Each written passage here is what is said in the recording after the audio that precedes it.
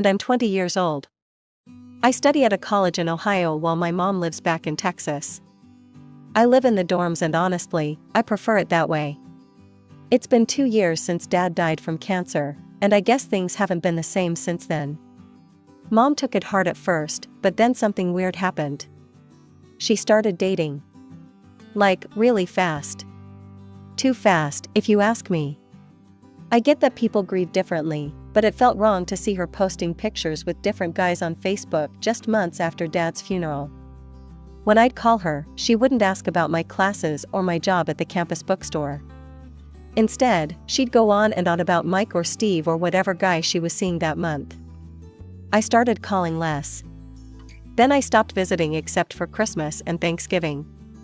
Even then, only if I absolutely had to. She'd text me sometimes, usually with updates about her love life that I never asked for. Just met this amazing guy at yoga class. Having dinner with Paul tonight, he's taking me to that fancy place downtown. Can't wait for you to meet Jason, he's perfect. I started working extra shifts at the bookstore to have an excuse not to come home. Sorry Mom, I have to work during spring break. Can't make it for Easter, got that big project due. She never pushed it, maybe she was too busy with her new boyfriends to notice I was avoiding her. Last summer, when I finally went home for a week, she spent half the time on phone calls with some guy named Richard. I'd hear her giggling in the kitchen like a teenager. Richard thinks I look 35, she told me once, all proud. She's 48, it was embarrassing. I remember Dad always said Mom was the most beautiful woman in the world. He'd kiss her forehead every morning and call her his beautiful wife. Now she's trying to trick men into thinking she's younger than she is. It makes me sick. The last few months, I've been better at dodging her calls.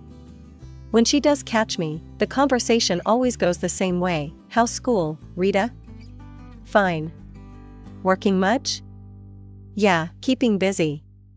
Oh, I forgot to tell you, I met this wonderful man last week.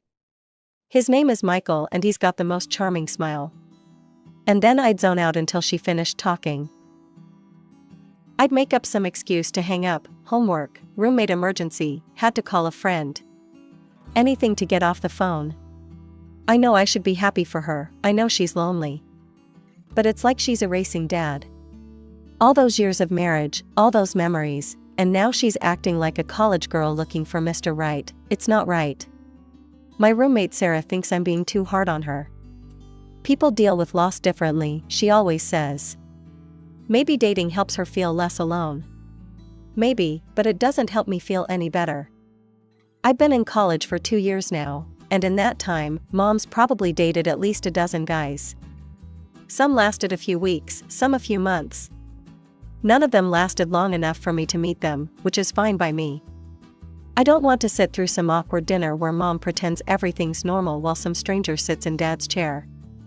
Sometimes I wonder if she's forgotten what it was like when Dad was alive. How we'd all watch movies together on Friday nights. How Dad would make his terrible jokes and Mom would laugh anyway. How they'd dance in the kitchen when they thought I wasn't watching. That's the Mom I remember. Not this woman who's constantly searching for the next boyfriend. I've stopped telling her about my life. She doesn't know I got a promotion at the bookstore. She doesn't know I'm thinking about changing my major from business to psychology. She doesn't know I've been going to therapy to deal with Dad's death and her sudden personality change.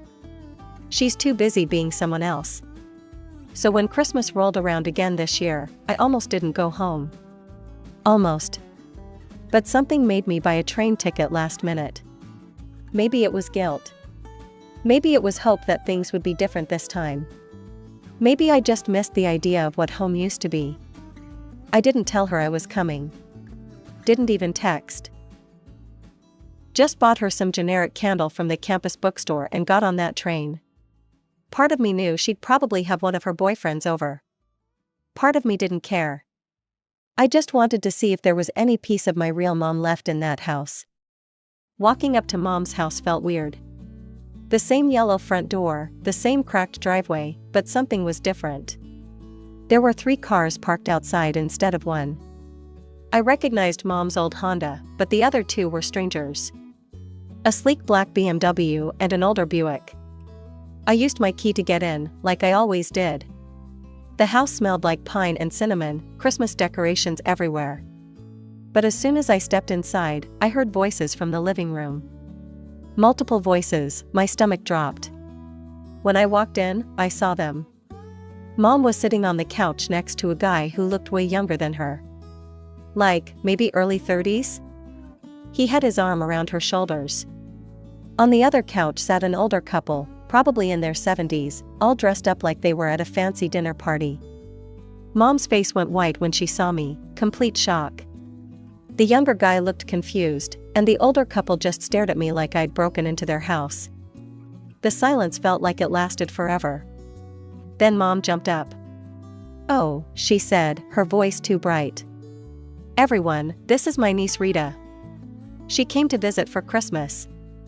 She grabbed my arm, practically dragging me toward the kitchen. "Give us just a minute." She shoved me through the kitchen door and locked it behind us. Her hands were shaking. "What are you doing here?" she whispered harshly. "You didn't call. You didn't text. I wanted to surprise you." "It's Christmas, Mom, what's going on?" "Who are those people?" "That's Michael," she said, glancing at the door like they might hear us. "He's my fiancé." "Fiancé, when did that happen?" I felt like someone had punched me in the gut. "And those are his parents," she continued. "I invited them for Christmas dinner." "Rita, I need you to understand something."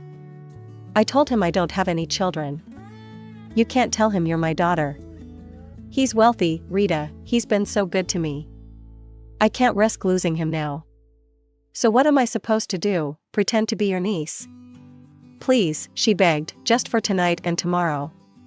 His parents are staying until the 26th. After that, we can figure something out." I wanted to scream. I wanted to walk out right then. But looking at her desperate face, I realized I didn't have much choice. Where would I go on Christmas Eve? All my friends were with their families. The trains probably weren't running full schedules. "Fine," I muttered, "but this is insane, Mom." "Thank you, sweetheart, I owe you." We went back to the living room, me playing the role of the long-lost niece. Michael seemed nice enough, actually. He was attentive to Mom, helped his parents with their drinks, made polite conversation. The older couple, his parents, were formal but pleasant. Dinner was awkward as hell. I had to stop myself from calling her Mom at least 20 times. Every habit, every instinct was to talk to her like I always did. Instead, I had to refer to her as Aunt Linda. It felt wrong coming out of my mouth. Michael talked about his investment firm, his parents discussed their recent cruise, and Mom played her part perfectly. Laughing at the right moments, touching Michael's arm just so, playing the role of a younger woman without children. She'd obviously been practicing this performance for months. After dinner, Michael's parents insisted on cleaning up. I tried to help, but they shooed me away, saying I was a guest. I sat in the living room with Mom and Michael, watching a Christmas movie. The whole time, I kept catching Mom giving me warning looks whenever I opened my mouth. When it was time for bed, that's when things got really uncomfortable. "Rita, I hope you don't mind, but I put Michael's parents in your room," Mom said casually. "You can sleep on the pullout in the living room." My room. The room where I'd slept every night for 18 years. Where Dad used to tuck me in. Where I'd cried after he died. And now it belonged to strangers. "Of course," I said through gritted teeth, "no problem." I lay awake on that pull-out couch, listening to the house settle. This wasn't my home anymore. Mom had turned it into a stage set for her new life. Even my bedroom was just another prop. Christmas morning was a blur of fake smiles and carefully worded conversations. I gave Mom the candle I'd bought, and she acted like it was the most thoughtful gift ever. Michael and his parents had expensive-looking wrapped presents under the tree. I felt like a fraud, sitting there in my pajamas while they all looked picture-perfect. By noon, I couldn't take it anymore. I made up some excuse about needing to get back to school early for a study group. Mom tried to convince me to stay, but I could see the relief in her eyes when I insisted on leaving. On the train back to campus, I stared out the window at the passing landscape. I'd spent Christmas with my mother and felt more alone than if I'd stayed in my empty dorm room. She'd chosen a lie over our relationship. She'd chosen a stranger over her own daughter. My phone buzzed with a text from Mom. "Thank you for playing along, you're a good daughter." A good daughter, I almost laughed. If I was such a good daughter, why did she feel the need to pretend I didn't exist? 2 weeks later, my phone rang while I was studying for my economics midterm. Mom's name flashed on the screen. I hesitated before answering, my finger hovering over the decline button.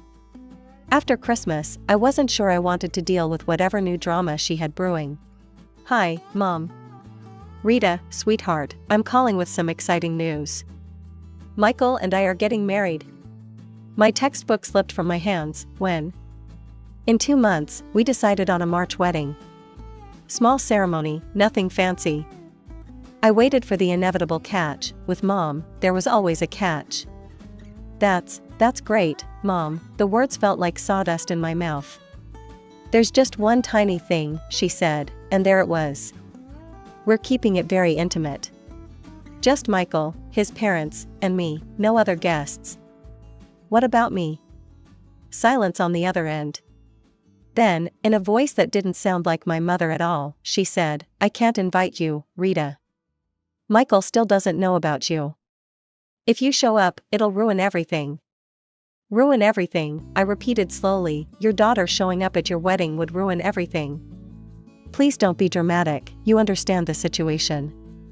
I need to maintain the image I've created." "And what will you tell people?" "Your relatives, Dad's family? They'll notice I'm missing from your wedding photos." "I'm not posting any photos. Michael's not big on social media anyway. And I'm not planning to introduce him to the extended family for a while. It's better this way." "Better for who?" I wanted to scream, but instead, I just sighed heavily. "Do whatever you want, Mom. Don't be like that, this is about my future, my happiness. You're an adult now, you should understand." I hung up, just pressed the end call button and sat there in my dorm room, staring at the economics problems I'd been working on. The numbers blurred together. My roommate Sarah walked in from her afternoon class. "You okay? You look like someone just told you your dog died." "My mom's getting married, I'm not invited." Sarah dropped her backpack. "What? That's insane, why not?" I explained the whole mess, the age lie, the hidden daughter, the Christmas charade. Sarah listened with her mouth getting wider and wider.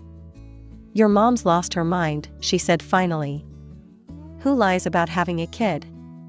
That's some serious identity crisis stuff." I shrugged. Maybe she just needs this. Maybe this marriage is her way of starting over completely. But at your expense? "Rita, that's not normal." Normal, nothing about my relationship with Mom had been normal since Dad died. This was just the latest chapter in her reinvention tour. The next 2 months passed in a blur. I threw myself into my studies, picked up extra shifts at the bookstore, and tried not to think about Mom planning a wedding I wouldn't attend. Every now and then, she'd text me random things. "Picked out the dress, simple but elegant. Michael's mother is helping with the flowers. Can't wait to be Mrs. Davidson." I stopped responding. What was the point? On the day of the wedding, I found myself scrolling through Mom's Facebook page. No wedding photos, no announcement, nothing. It was like the marriage hadn't happened at all. I checked Instagram, Twitter, even LinkedIn. Complete silence. A week later, still nothing on social media. I almost called her to make sure she'd actually gone through with it, but then caught myself. If she wanted me to know about her life, she'd tell me. Spring semester ended, and suddenly it was May. Summer break was approaching, that time of year when I'd traditionally spend a few weeks at home. But home didn't feel like home anymore. When Mom called a week before my finals, I almost didn't answer. "Rita, it's me. I'm actually near your college right now. Can we meet? I need to talk to you in person." My stomach churned. In-person conversations with Mom lately meant bad news. Okay, there's a cafe on Main Street called the Bean Counter. I got there first, ordered a coffee I didn't really want, and waited. Mom showed up 15 minutes later, looking nervous. She'd lost weight. Her wedding ring glinted on her finger, a simple gold band I'd never seen before. "You got married," I said when she sat down. "Yes, it was beautiful, small, like I said." "Good for you." She fidgeted with her coffee cup. "Rita, I need to ask you something. I need you not to come home this summer." The cafe suddenly felt too small, too hot. "What?" "I haven't figured out how to tell Michael about you, about everything. And summer holiday means you'd be home for weeks. I need more time to work this out." I stared at her, really looked at her. She seemed smaller somehow, like the lies were physically shrinking her. "So what are you saying, we're on a break? Like a relationship break?" "Just temporary, until I figure things out." "And if you don't figure things out? What if you decide it's easier to just keep lying?" She didn't answer. That was answer enough. I stood up, my chair scraping against the floor. "You're choosing him over me." "Rita, please." "No, Mom, I asked you a question. Are you choosing your new husband over your daughter?" She looked at me then, really looked at me, and for a second I thought she might come to her senses. Then she said, "Yes, I'm sorry, but yes, I love him, Rita. And I don't know if I love you the same way anymore." The words hit me like a physical blow. I grabbed my backpack, threw a $5 bill on the table for my coffee, and walked out. I didn't look back. That night, I blocked her number, unfollowed her on all social media, and deleted every photo of her from my phone. If she wanted to erase me from her life, I'd make it easier for her. She could pretend I never existed. I spent that summer at Sarah's family's lake house. Her parents treated me like their own daughter, probably because Sarah had told them what happened. They didn't ask questions, just made sure I had enough sunscreen and someone to talk to if I needed it. 3 years. That's how long it took for me to finish college, graduate with honors in psychology, find a decent job at a community mental health center, and rent my own apartment in Columbus. 3 years of building a life without my mother in it. 3 years of silence. I'd convinced myself I was better off. Therapy helped. So did my job, where I watched other families navigate their own dysfunctions. Compared to some of the stories I heard, my situation didn't seem so bad. A mother who chose a man over her daughter? At least she wasn't abusive or addicted, just absent. My apartment was small but mine. 1 bedroom, a tiny kitchen, and a living room that doubled as my office. I'd furnished it with second-hand finds and IKEA purchases.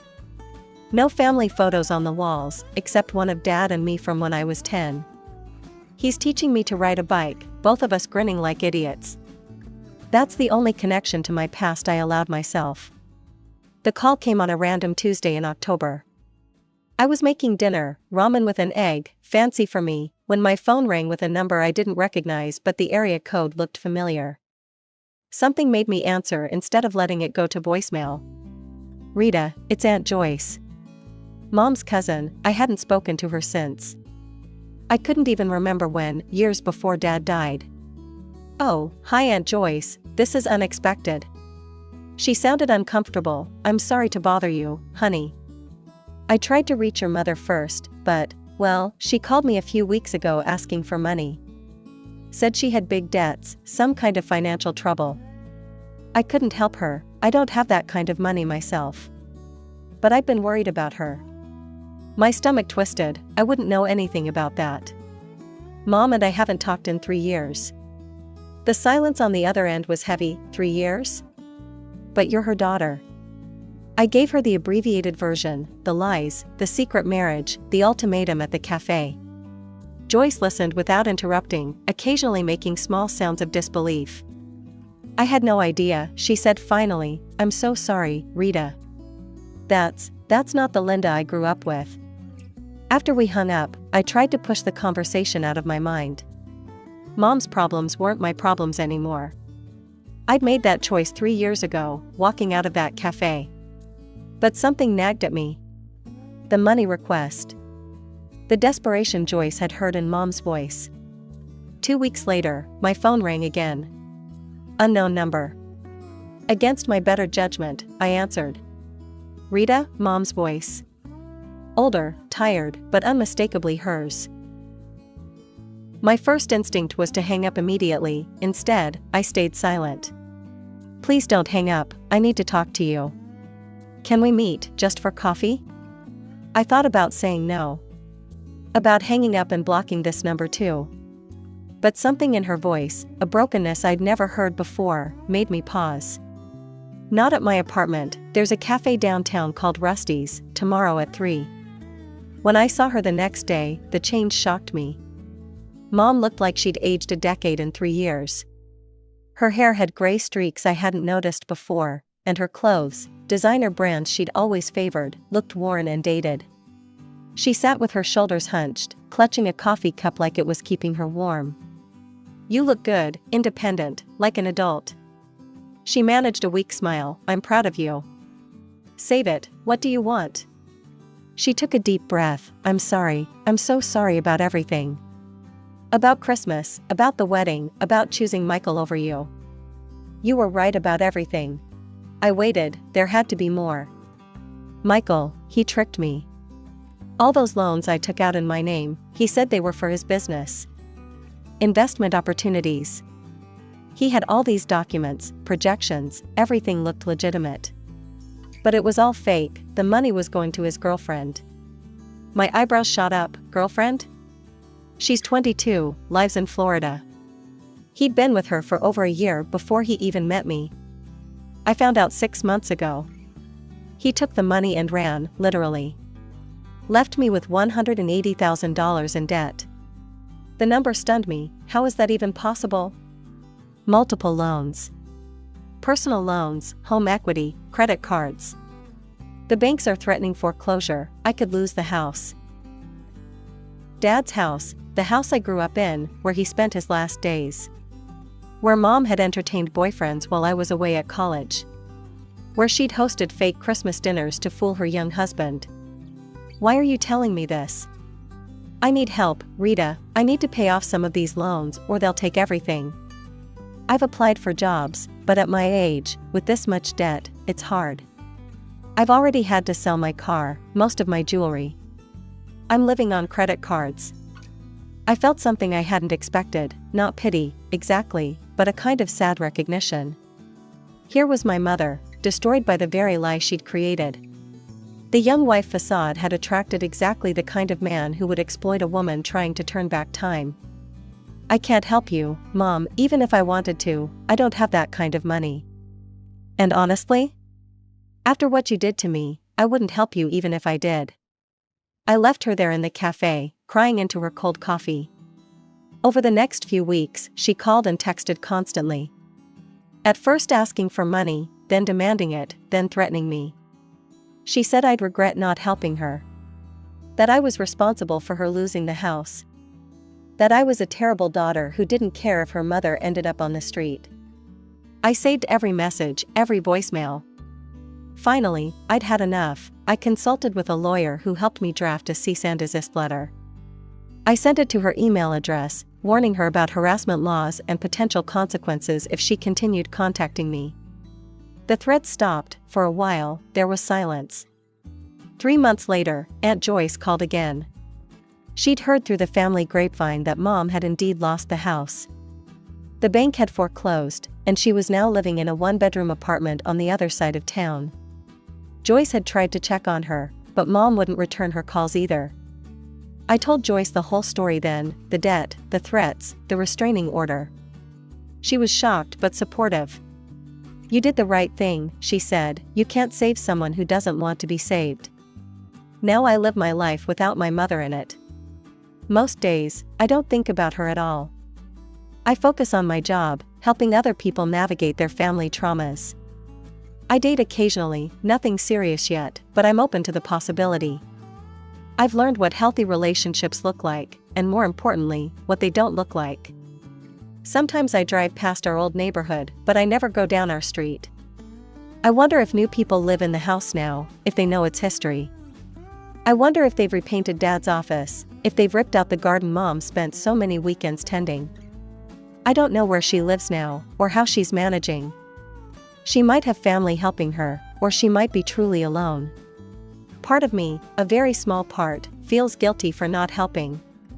But then I remember the Christmas charade, the cafe conversation where she chose a lie over her own daughter, and the guilt fades. The truth is, I lost my mother the day Dad died.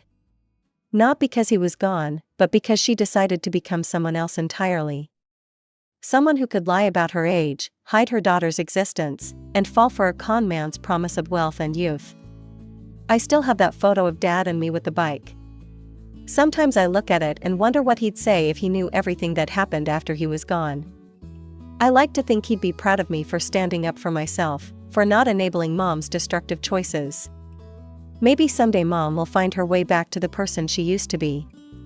Maybe someday she'll call not because she needs something, but because she genuinely wants to rebuild our relationship. Maybe someday we'll have coffee again, and she'll be my real mother instead of the desperate stranger she became. But until then, I'm building my own life, making my own choices, and learning that sometimes the healthiest thing you can do is let people face the consequences of their actions. Even if that person is your mother. Even if that person is family. Because family shouldn't mean accepting lies, manipulation, and emotional abandonment. Family should mean honesty, support, and unconditional love. Mom forgot that, I haven't. And that's why I still have Dad's photo on my wall, and why I sleep peacefully at night knowing I made the right choice.